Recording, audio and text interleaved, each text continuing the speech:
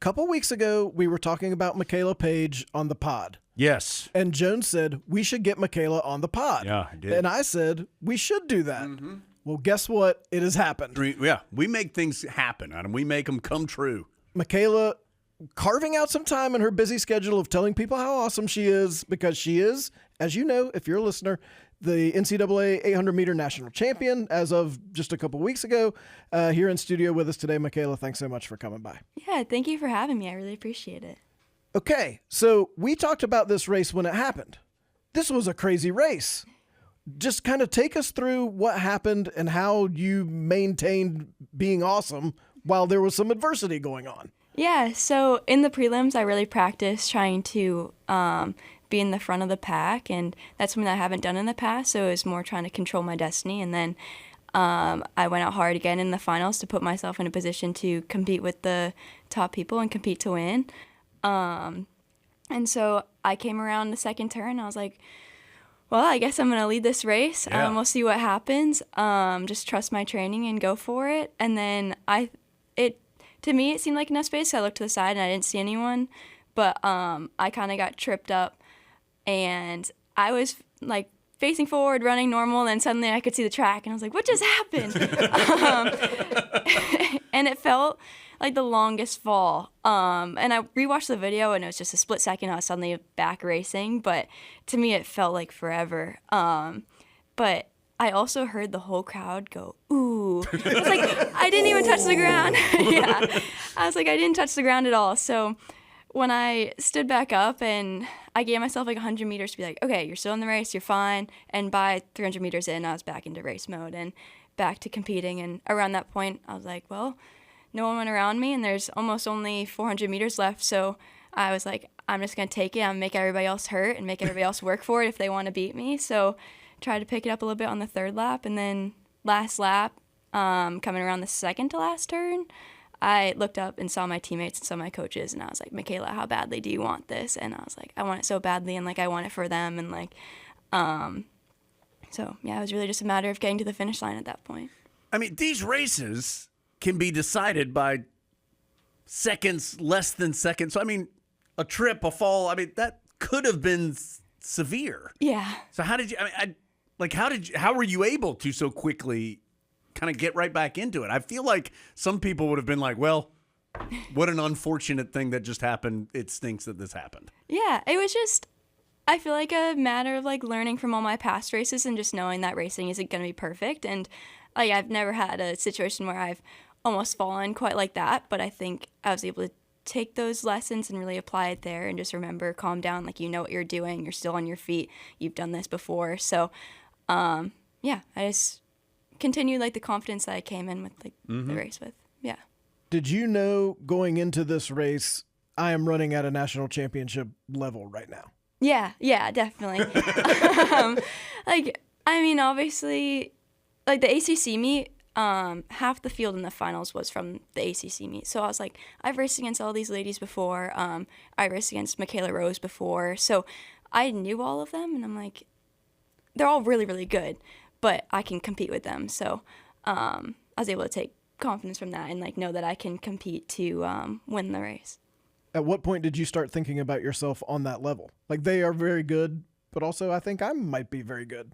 Yeah, I think that came from my junior year, because I kind of got hurt sophomore year, so I didn't really get to race during that season. But I had a little bit of difficulty with that during my indoor season junior year, and it was just a lot of building from racing experience. So over my junior year, well, coming off of junior year, going into senior year, I ran at the Olympic trials, and I think that was a really big reflection moment of like, or just realization moment of, okay, these women that are pros even, they're just people, and like, they can laugh before racing, like they smile after racing, and they just have fun, and all of us care about it, and all of us get nervous. But I just knew that if I put myself in the race, I can be with them and compete with them. So, yeah. What happens when you win a national champ? Like, what happened? Like, you crossed the finish line, you've won the championship. Yeah. Then what happens?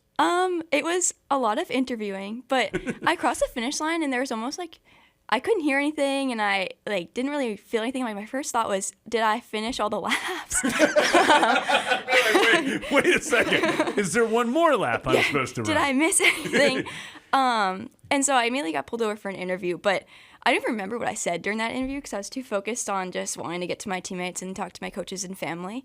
And so after the interview, I looked over to where they were sitting, and I'm like, oh, they're all gone. Where did they go? And I then looked towards the finish line. They're all standing right there. Like, they're all jumping up and down, and some of them were in tears. And, like, that's when, like, the most emotion hit was seeing them, seeing my parents, and seeing the coaches. They all so excited for me. Like, that was a really, really big moment. Okay, we've had recently Parker Wolf, we've had Ethan Strand on with us. I'm sure I asked them both the same question. Like, a lot of people see running as not fun. Like, right? Like, they do it because they're trying to stay in shape or something they feel. Being chased. Right, yeah. Like in Adam's case, someone's chasing him. Why is this fun for you? Why is it something that you choose to do? Yeah, I think it's just the competing aspect of it. I didn't always have that view of it. Like, I kind of got really nervous before racing, and I took the fun out of it. And I still get nervous, but I really found myself loving the competition side and focusing on that and not focusing on, like, hitting a time or, like, doing a certain whatever. It's really just being in the race, being with the people in it, and enjoying that. Yeah. When you win a team national championship, you have, like, your teammates are there, and you, like, high-five each other and be like, we're all awesome together. When you win an individual national championship, how do you celebrate that? Because there's also still the team. Yeah. I mean, since it was close to UNC, like, it was just in Virginia Beach, a lot of people went up. So it felt like I was celebrating with my team because, as I said, they were all there at the finish line, and we had a DMR there as well. So they were also there. I got to warm up with Ella Otterset before that final, and she helped keep me calm. So it felt like it was almost a team event to me. Like, it wasn't me out by myself on that race, and especially it wasn't me by myself on that last 150. Like, I was also running it for them.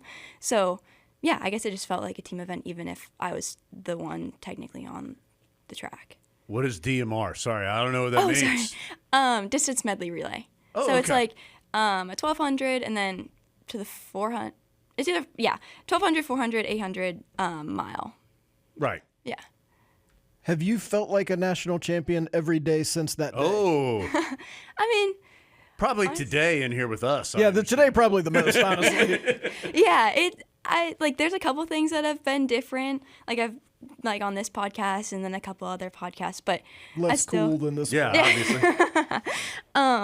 But I still feel like the same me. Like, I still feel like the same me at practice. Yeah, I don't know. It doesn't feel any different because it just feels like a step to even bigger goals that I'm hoping to accomplish throughout my running career. Yeah. What are some of those goals? I mean, I definitely want to run pro after college, and that would hopefully lead me to, like, making an Olympic team. I would love to do that, and, like, I'm, like, trying to do something big like that in the future. But I mean, just focusing on the steps along the way, and so. I love the Olympics. If you're on the Olympic team, I will be very excited because that's one of my favorite things in the whole world. Probably not as excited as you, but I'll be very excited. What brought you from Massachusetts to North Carolina? Definitely the team and the coaches. It's like 100% the people here. Because I actually visited campus after my sophomore year of high school, and I think I was just grumpy, and it was really hot here. But I was like, I am not coming here. It's so hot. Because it was in the summer, so we just ran a track meet, and we were long weekend heading home. But then I got a call from the coaches, like, maybe even halfway through my recruiting process. And I was like, I'll give UNC a chance, like, see what they are kind of thinking. And I was really drawn in by the staff being like, we're trying to build something big here, and I think that we can do it here. And so once I got on a Zoom call with the leads, because that was during the whole COVID time, I just knew that that was the group for me, because by the end of the Zoom, we were talking about Crocs. I was like, this is my team. Like, if we can talk about something as funny and chill as that, then I know that I will love it here. So give us a tip for running in the pollen. How do you manage that?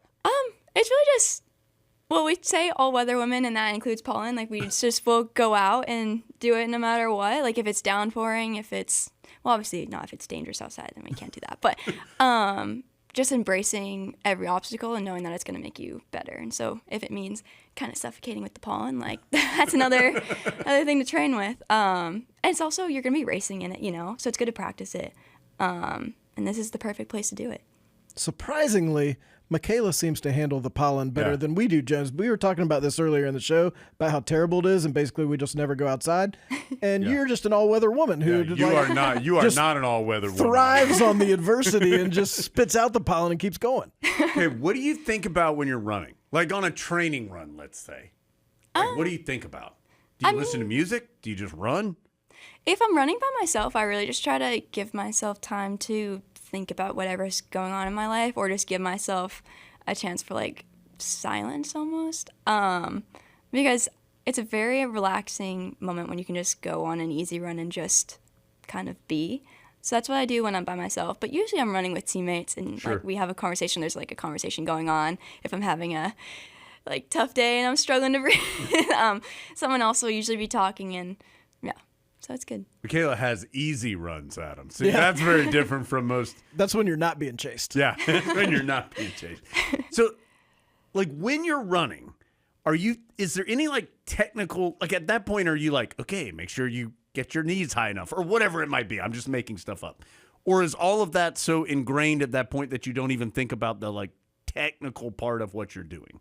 Yeah, I think technical-wise, it would be more of the, like, race strategy than actual form. Like at this point we've been all running for so long that form is just natural to us. Unless if you were coming back from injury, then obviously you'd have to think more about it. But I don't know. I just kind of have a form that I just go with. I don't really think about that too much. But yeah, strategy for sure. Usually Milt tells me around like where I should be in the group, and just kind of more plan to go with the flow of the race instead of a strict, like, you must go out in this time and hit this, and if you don't hit this, then something's wrong. And so that's the main thing. How'd you figure out that 800 meters was the right distance for you? I've been running for a really long time. So in middle school, I ran the 1500 and the 800 quite a bit. And so in high school, I kind of shifted more to the 800 because there were a couple races where I did the mile. Like, I did a mile relay at some point, and it didn't go very well. So I just switched to the 800, 600, and I came into college kind of running the 800 more, but I'm going to run the 1500 a bit more this outdoor season. So it'll be good to try that out again.